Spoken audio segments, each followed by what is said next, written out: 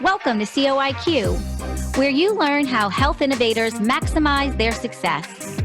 I'm your host, Dr. Roxie, founder of Legacy DNA and international best-selling author of How Health Innovators Maximize Market Success. Through candid conversations with health innovators, early adopters, and influencers, you'll learn how to bring your innovation from idea to startup to market domination.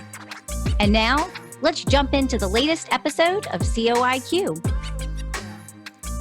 Welcome back to the show, COIQ listeners. On today's episode, I am having a very, very special interview with someone who's on the front lines during this COVID crisis. This is going to be Dr. Sandeep Jain. He is the CEO and founder of ListenMD. Sandeep, welcome to the show. Yes, thank you. And thank you so much for taking time out of your incredibly busy schedule to speak with us today. Yes, thanks for inviting me. Yeah. So before we get into, the original part of our conversation where we're talking about, the innovation and the innovation process and what that's looked like, right? So that's what we were supposed to talk about. But I would definitely be remiss if I didn't give you an opportunity to share with us, a little bit about your background, what you do, and then what is going on right now in your world. Sure. I'm a pulmonologist and critical care doctor. I've been in practice in Fort Lauderdale since 1996. So I do intensive care half the time, every other week. And the other part, I do my pulmonary office, sleep medicine and pulmonary medicine hospital. And right now it's a busy time with this epidemic going on. So, and you're in Broward County, Florida. Yes. I want to say that they have the most cases in the state, or pretty darn close. Yes, we are all prepped and ready for the surge, and supposedly things are going to get worse for the next 2 weeks and then level off. So hopefully we won't be like New York. So, of course. I hope not. I don't think so at all. No. No. I don't think so. So you mentioned something about the cruise ships earlier. What's going on with that? Well, it's sort of sad that all these cruise ships left, even say in March, mid-March, they're leaving on cruises. And after all of that had happened. So, of course, it's very sad, to see that the passengers all got infected. The cruise members, the cruise ship crew members got infected. So we have some of the crew members and people in our units right now. So it seemed avoidable. So yeah. I'm an avid traveler, a huge fan of cruising, and I still can't imagine getting on a cruise ship 4 weeks ago. It's just, I think a lot of them probably thought that they were getting away from it. Yeah, and usually cruising, a lot of people find it easier because if you have health condition, you can't travel or move your luggage from place to place. The cruising becomes your habit. Yeah. And then you have to do that every year. So people were not, I guess people didn't understand the gravity of it. Right. Yeah, no. I mean, I think every day we just, it becomes more and more alarming and scary in the reality of the situation. I think for a lot of us, it's just, even now, being 4 or 6 weeks into it, it's still really quite surreal. Yes, so every day you have to pinch yourself. What is going on? It's unreal. So especially in medicine, when we see these patients who are not responding to anything they normally do, and it's a disease that no one has seen anything like this before. That's got to be pretty difficult for you going in every day. Not really. I mean, we just do our job and go there and dress up and, you do something that you think exposed you that day. You feel like, oh my God, let's wait 14 days. And then you say, okay, that passed. That wasn't that bad. So you are always worrying about it. But you take the best protection you can and move forward. And the staff, the nurses and the people who are really on the front lines, the respiratory therapists, they're all very much doing their stuff. Nobody is running away from what they have to do. So it's very impressive. Well, thank you. I know that you're a really humble man, and but I think just on behalf of all of our listeners, thank you, and for everybody in your crew and your team and the work that you guys are doing, because it's no easy task to risk your lives every day for the benefit of other people. Yeah, no, it's in a way it's exciting times because we are as a world facing something together. And people are dying in large numbers. People are not knowing how to treat it.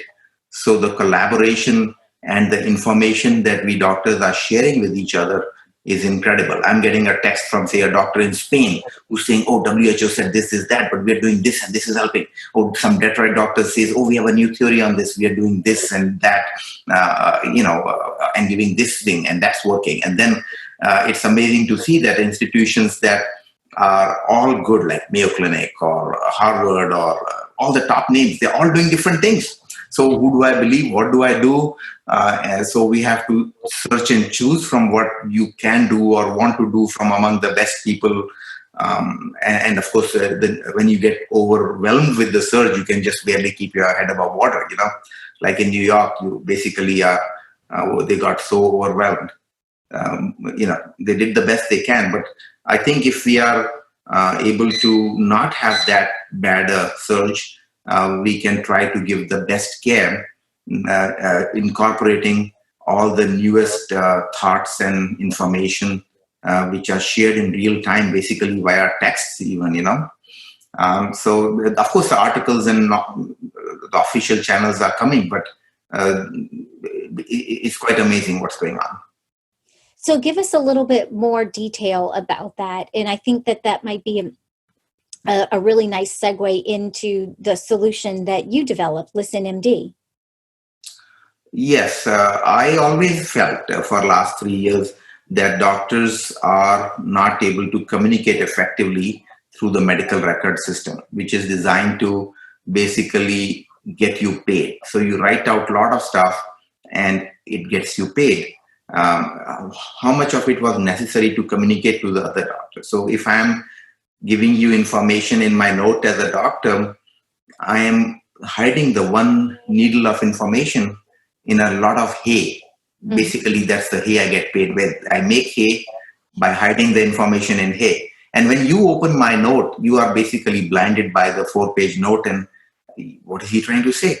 Well, what about writing a simple text message from me to you about exactly what's going on? And you don't have to find the needle in the haystack. I'm sending you the needle directly. Wow. And the other thing I realized is people get distracted a lot. So if I'm trying to send a message to another doctor, and if there are 10 doctors on a case, it's a collaborative thing. A patient normally nowadays has many doctors. And then, first of all, when a doctor sees a patient, he doesn't even know who the other doctors are for that patient most of the time. And if you know who the other doctors are, you still don't want to bother them because we are sensitive about our time.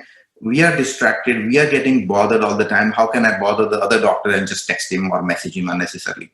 Besides, if I called his office, it wouldn't pick up and there would be such a difficulty getting through. So I sort of made a patented system of messaging, which is to avoid distraction. It's like a distraction-free messaging where you basically are able to choose to send the message to the other person at the time that they have requested. So if that doctor wakes up at 7, I can see that, okay, he will get it at 7 in the morning. Or if it's Wednesday, 12 o'clock is a silly time to send the non-urgent message, I can choose to send it at that time. But then if that doctor is able to come to this patient sooner, he can pull it, say, out of the future. So that's what the patent involves. So that's been working out. It's reduced the distraction among doctors as we message each other in a more way, in a faster way. And for COVID especially, it's very useful because as our needs change, in the old way, we could manage 10, 12, 15 patients a day. But if I have to manage 40 patients a day and keep in track with the other 4 doctors taking care of that patient, how do I do it? I need my app to do it, to message people without distraction and for them to message me back to share the essential kernels of information. So it's coming in very useful currently. So where were you or where are you in the innovation process? I keep innovating. I mean, I can't stop. That's one of the dilemma you have as an innovator. That right now, in fact, I am moving forward with building something Corona specific. So, okay, I realized only 2 weeks ago that I have a problem. Patients are inside the hospital room and nobody wants to go into the rooms. And because, of course, one doctor goes, second doctor goes, people need to do video into the room. And then the family members are not even in the hospital. They are outside the hospital. They can't come in the hospital. Right. Now, normally, if a patient's 80-year-old and gasping and saying, "Doctor, don't put me on a ventilator, I'm afraid," I am able to talk to the son and the mother in the same room at the same time and manage this whole process of what to do next. Here it's a vacuum. So I made the feature in my app where I could instantly do video. So if I have a patient card, I can put down, this is the next of kin, and this is what I certify hospital records say this is the next of kin, and this is the patient cell number.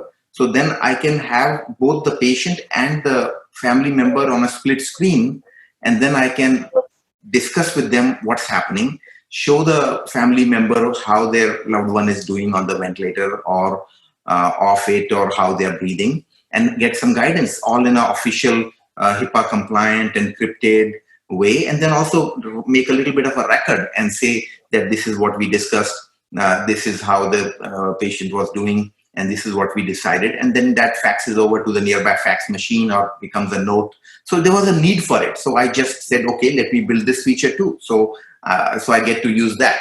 And now the next feature that I'm building for, that I was talking to the development team today, is about building something to manage these patients, because we are having these large number of patients who we are managing their inflammatory markers, their respiratory rate, their oxygen saturation. So a unique way of displaying the information, a unique way of managing that information so that I can visualize it and take better care of that patient, to know when is it time to go to ICU, when is it time to involve other people. So all of this, I know I can do better through the app. So if I find it useful, I hope other people do so. Mm-hmm. So are you using some of this with patients and their caregivers now? Yes, I have been, but it's a very hard thing to get uptake. Doctors or any other person don't easily change their habit.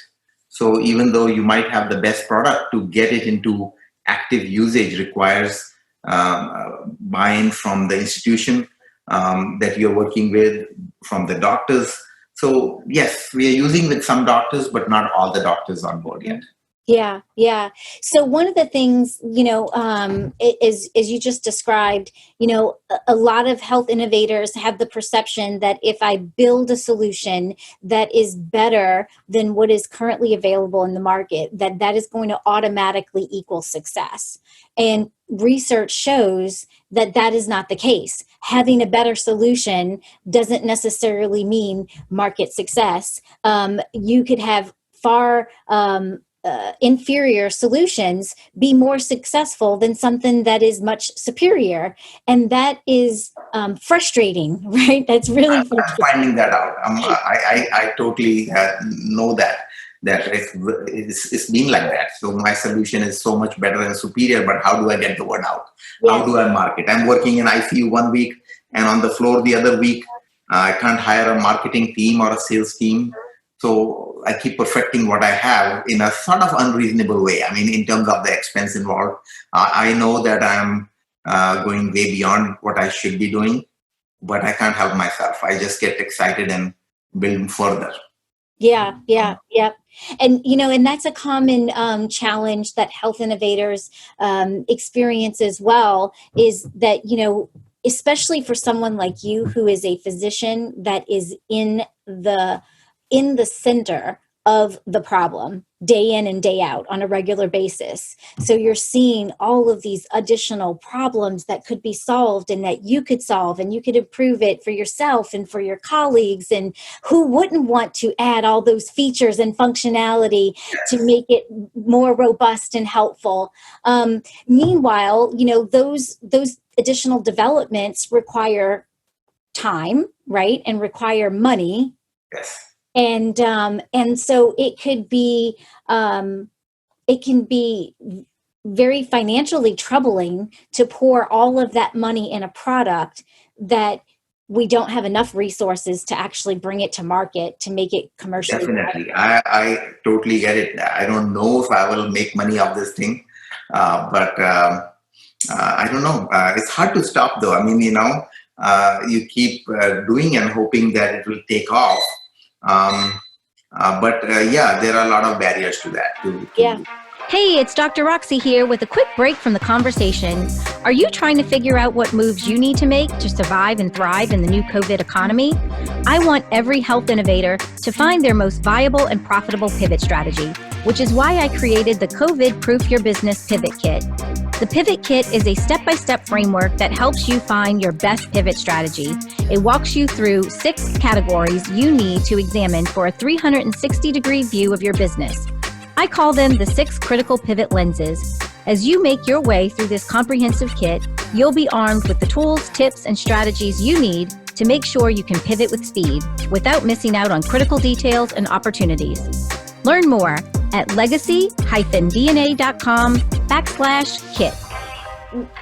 One of the things that's happening, the silver linings, one of the positive things that's coming out of this global pandemic that we're all facing, one is the solidarity, the global solidarity that you described earlier. The other thing is that, with us having to work remote, work virtual, doors being closed to physician offices, and caregivers being separated from the hospital, all of these different circumstances and changes in market conditions are creating a very ripe environment for greater adoption of these digital tools. If you had folks who were like, I'm really just comfortable with the way that I've always been doing it, and now the way I've always been doing it is not available anymore. So now I'm kind of being forced to change. No, not only that, medicine will never be the same. I myself realized I have been doing on the office, I was going to do office and see 10, 15 patients. So maybe 5, 7 patients, they put a video call system. So I use my app. So the office people, I go to my office I went yesterday or day before. So they had their 10 patients listed out and they were timed up as to what time you have to call. I wasn't as strict with the time because where are the patients going to go if I call an hour later, right? But anyway, I called all of them through the video. I gave them the text link and they joined me on the video and I did the video call and discussed this, that, okay, you can't go out, you can't exercise, do this, do that, take your CPAP machine, take your inhaler. Yes, I'll call in the replacement. And guess what? That is all I do on many of the regular patients. So then when this COVID blows off, when this is over, I think the patients will say, hey, let's do it like we did before. And I will say, yeah, that wasn't too bad. I don't know how it will play out financially. Some doctors are thinking that, oh no, this will decimate our business model. But maybe not. I think there's so much wastage in the system. If with the current digital tools, we will now be able to, this is going to jumpstart the telemedicine and make medicine more efficient and better. Because a lot of times people never needed to come in to see me. They could have shown that, look, doctor, my CPAP machine is leaking. Can you order me a new mask? Okay, I could have done that on the video anyway. So, so I think the insurance companies have to catch up with the fact and make a reasonable determination as to how to pay doctors for the responsibility of care. Because, if you just get $5-12 to see a patient, then doctors will say, no, come, I'll tell you your results in person, But if you are able to empower that doctor and say that, no, you take over his care and take good care, and it doesn't matter if you see him physically or on video, maybe he could see him every week on video. That's far better than seeing once a month physically. Right. So a 5-minute call every week will do far more good. Yeah. I mean, I think you're spot on, and I've been talking a lot about that to different folks just in the last 2 weeks. The Medicare changes in the reimbursement for telehealth, telemedicine is opening the doors for physicians like you and your colleagues to be able to utilize these tools that's been available for a long time. But, the financial incentives weren't aligned. No, right? but there is one caveat though. What's happening is that the big companies are able to hire doctors, and then patients are forced to see a doctor out of state or somewhere who they don't know. So this importance of having I am a proponent of telemedicine, but only telemedicine with doctors that you know. So I'm comfortable doing telemedicine with the patients. I have a physical, I have who are my office patients who I know, and every other visit can be telemedicine, or there could be one physical visit for every 4 telemedicine visits. But to have telemedicine alone, okay, I have a cough, let me get something from that doctor somewhere through telemedicine. But unless you are really following that and knowing that is happening again and again, you would miss out on the fact that that could be a precursor to the cancer, So the doctor-patient relationship has to be maintained through this telemedicine. So very few apps out there are doing telemedicine between the doctor who's taking care of the patient and his patients. They are all doing telemedicine. The money lies in doing telemedicine in a global way with people who are I think Teladoc and all those are good companies, but the insurance company has a vested interest in going through that, because then they don't have to pay the local doctors. They can just have a big contract with a big company, and then they can hire people to do it in an impersonal way. So we have to do it carefully, though. I don't know where it will go. So. Yeah. Well, and you make a really good point. So, there's a lot of doors have been flung wide open because we're in a crisis. And so, things like we can use Zoom, we can use Skype legally instead of this HIPAA compliant environment for a temporary time frame. Once we get past COVID, we will see those doors that were flung wide open, rightfully so, because we were in a crisis, start to close back, not close all the way, but I think that we'll find a happy medium between that reimbursement, that safety, that efficacy, and putting those protocols in place. And security, like the app that I've made is all very secure, and doctors don't want to expose their phone number to every patient and family member, so you want to show it in a very professional way where your office number shows, and then there has to be proof that you talked. So some system like what I've made where you can document that you really did make the video call and then you charge for it is better than having just saying that I did the video call on Zoom, right? So there has to be ways to go through it. And then the other aspect I have to discuss is medicine has become very much of an electronic game, where the electronic health records have made every patient into a bundle of codes. So if you are a patient, I won't see you as a patient. I will see you as your 20 ICD codes. The calcium around your aorta is a little extra bundle that increases your complexity and gives me a little more money. So all I'm interested in is finding out all your blemishes and putting them down, and then that gives me a global payment, you see. So then all that medicine becomes very impersonal, where you make a note which involves all the points that are there, whether important or unimportant, and then show that you are managing it and you get paid. So that's what this medicine has become. That's become very comprehensive, and it's some good is there. You have your vaccinations, your preventive care, but on some level, it is becoming very difficult, because when I see patients, I'm like that old-fashioned doctor. So I look in their eyes. I don't have the EMR in my office. I sort of ask them what the problem is and spend a long time talking about their one problem. And then they feel good about it. Because the doctors are now forced to document so much that you heard all this, that there's no time. So we have to remove this document to get paid, so somehow, somewhere along the line, American medicine went off the rails, where you started getting paid based on documentation.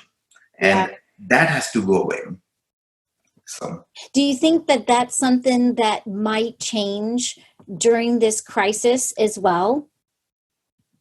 Is there some type of catalyst, some type of factor that could help move that, change that? Yeah, I suppose, because you're finding that we thought our healthcare was the best, but it is not.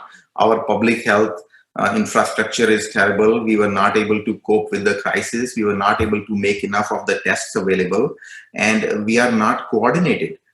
Even now, even though I say there's a lot of energy in the system and every hospital and every person is doing a different thing, but we are texting and messaging, and it's not a coordinated thing. So if there was a coordinated place that is talking to the best centers and finding out, hey, Seattle, you suggest this. New York, these people, they suggest this, and they disseminate in a very structured way. I can just look at that and follow. But I have to keep my eyes out open to Detroit, to New York, to Seattle, and then mix and match what I'm trying to do.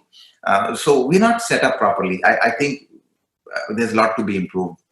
So how are you getting in front of your target buyer?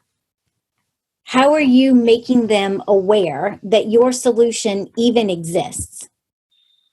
That's the hard part. I don't have the time, and I have not hired somebody from the marketing side. It's so much easier to just keep putting money on development. I just can't to hire somebody who and pay a lot of money to market, that I have not done. And in retrospect, I could have done that a year ago or more. So now I'll have to do that. But again, developing more is always a next point. So how to get in front of the buyer? I was going to go to the HIMSS meeting. Yes, we were supposed to meet there last month. So that got cancelled. So that was 35,000 people I was going to expose myself, the app and the concept to. And I think this distraction-free messaging, the patent that I have, is completely valuable, because I realize I will not be able to force every doctor in USA to load my app. That's unreasonable. I think that I should give up on that dream. But the technology that I've made, where a doctor doesn't need to get distracted. If a nurse is saying, patient was constipated and I gave this something, is that okay? So all those messages coming in real time to the doctor, if they can be slowed down into chunks so that we don't get distracted. If the big companies like Cerner or Epic or all the people who do the messaging among doctors, if they license this patent from me, that would be one revenue stream that I can hope for now. With the patent. And then other thought I have is that I could in fact be a person who is in the middle, the keeper of the preferences. So if I have a patent on distraction-free messaging, if there are doctors using company A and company B who don't talk to each other, but both their companies want to contract with me to know what times this doctor wants his messages, what time this doctor wants his messages, then I don't have to be involved in the HIPAA compliant message itself. They can send to each other, but I can be involved in the timing of the message so that it goes without distraction. So I have to work out a way to be in the middle of the messaging based on the patent. Yep, that makes sense. I can tell that you love the product. You love the product development piece.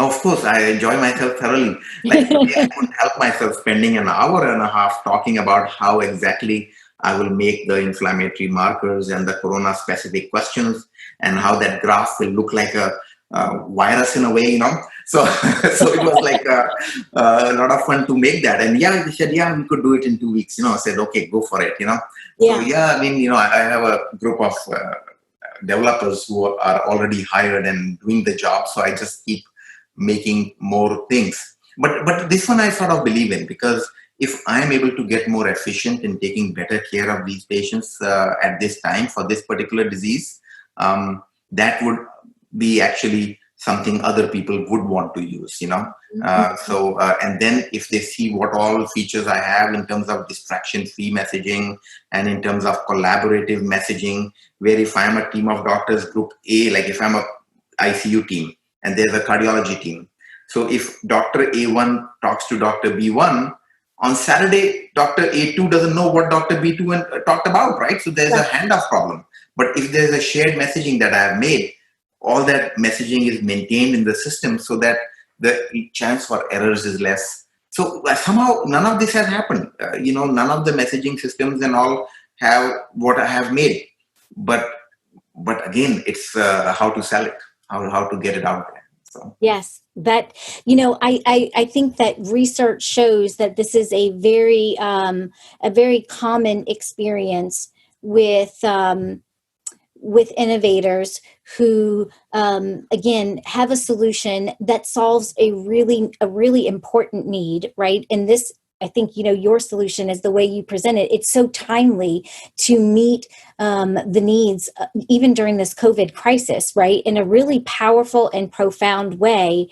But if we don't have all the right strategies and all the right tactics to really be able to get to market, then the innovation that really could save lives and improve the doctors' lives as they're treating and supporting patients, then it doesn't get into the hands of the people that need them the most. That's why I have this show. Beautiful. If this show inspires somebody to partner with me to get this out there, that will be most useful. That's why I went to I signed up for the HIMSS show. So I took this tiny innovation booth, and the whole idea was to get the idea out that there's something called distraction-free messaging. There's something called group, messaging which works for doctors, and now also I've included the video parts in that. So. And this is something that is available on. It's on App Store. Yeah, it's on iPhone Store. I keep updating. You can download it right now. Yeah. You can download right now. I keep making new app all the time. In fact, Apple there's a new version released just today, so I keep upgrading the versions. So I keep improving everything. Yeah. So. Yeah.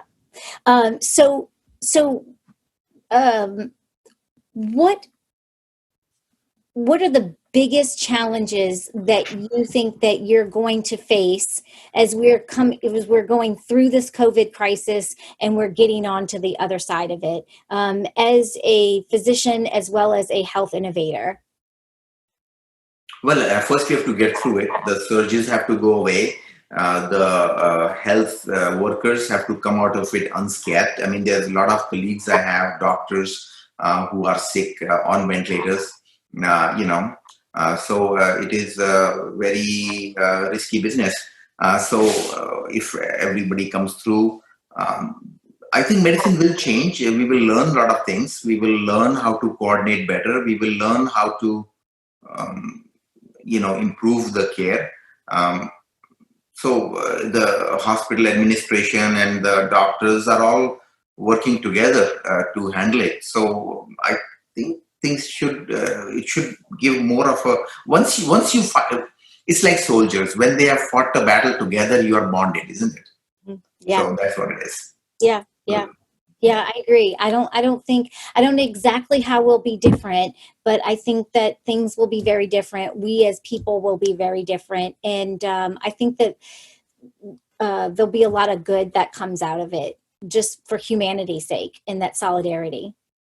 Yeah, I mean, American medicine has a lot of good things. The innovation, the discoveries, and everybody doing their own thing and finding things that the Chinese system could not have done that, because here everyone is doing their own thing and trying out different medicines. And I'm betting that the mortality rate that was so high would be in the next 2 months, or even as soon as possible, be lower, because we are learning new things every day of how to treat. But also there are negatives to the American system, which is there is no, the inequity, the public health, the lack of insurance. So I do think the health system is due for a big change, and this will precipitate the change even in a bigger way. Things cannot go on as they have been, I think. Yeah. Yep. And, this healthcare institution, and probably even more so than I do, has been set in its ways for a really, really long time, for at least 12, 15 years that I've been a part of it. There's been incremental change, but there's been a lot of, there's, been some progress and some great progress that's been made. And at the same time, especially as the healthcare innovator ecosystem, we've also been banging our head up against the wall for many years, trying to get this alignment of needs and incentives and tools and innovation. And so wouldn't that be the most incredible silver lining, is this out of the chaos of this global pandemic, is that we really were able to change the healthcare system in a much bigger way than we have in years past. I know you're going to temper the steel by going through the fire, isn't it? Yes, absolutely. So, Sandeep, for our listeners who want to get a hold of you as we wrap up here, how can they get in touch with you if they want to get access to your ListenMD tool, if they want to collaborate with you, if they want to get involved? How do they get a hold of you? Well, I have the website, ListenMD. I'm still making the updates to the website about the COVID, so I've been slow on that. But so listenmd.com is the name of the website, and ListenMD is the company. And on the App Store, the apps that I have are called ListenMD Doctor. That is for doctors, and any doctor can load it, and they will have to choose their NPI profile, and then they get approved by me, and then get expanded into the video, upgraded to the video. That's going to be free for everybody, at least in the COVID epidemic. Everybody's free to welcome to load the ListenMD Doctor app. And then the other app is called ListenMD. That is for patients. So any patient in the country, that means every person in the show, can load the app. They can use it to save all their doctors who they can search out of the NPI profile. And then they can put the appointments with their doctors. They can put the whatever notes they want to about talking to their doctor about that, and then basically force those doctors to put their heads together. So, or the complaint that patients have that, oh, my doctors never talk to each other. Guess what? The patient loads the app, puts all his doctors together, and makes them talk to each other. So, talk about real change. Yes. So it forces, you can force that. So yeah, patients can force that. Yeah.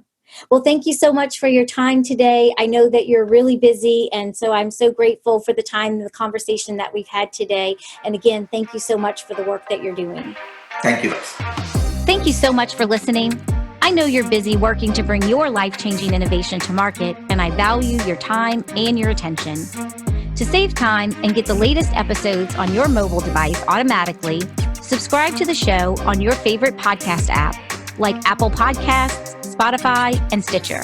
Thank you for listening, and I appreciate everyone who's been sharing the show with friends and colleagues.